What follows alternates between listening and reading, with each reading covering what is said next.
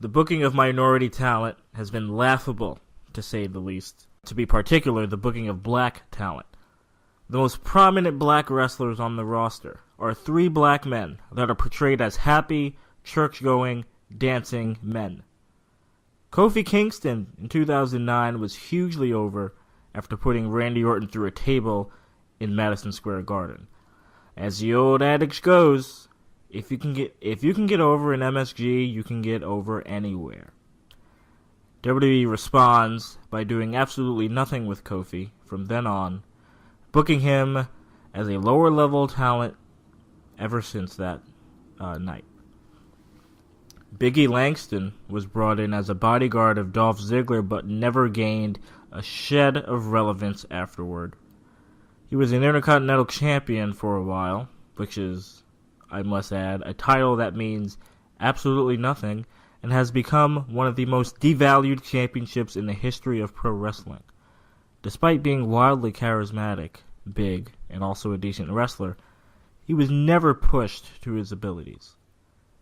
Rumors have it that Vince McMahon wanted Langston pushed to the moon, but was convinced otherwise by Triple H. Xavier Woods is seemingly only on the main roster because he's currently trying to earn a PhD, and it looks good for WWE to employ a wrestler going for, and eventually earning, his PhD. WWE will pass this off as supporting Woods, just because they merely let him study for the PhD. Let's also not forget his initial role upon entering the WWE, which was, that's right, you guessed it, a dancing, happy man. R-Truth, booked as a rapping, dancing black man, later enjoyed a wonderful push alongside Mike Mizanin as an entertaining and schizophrenic heel.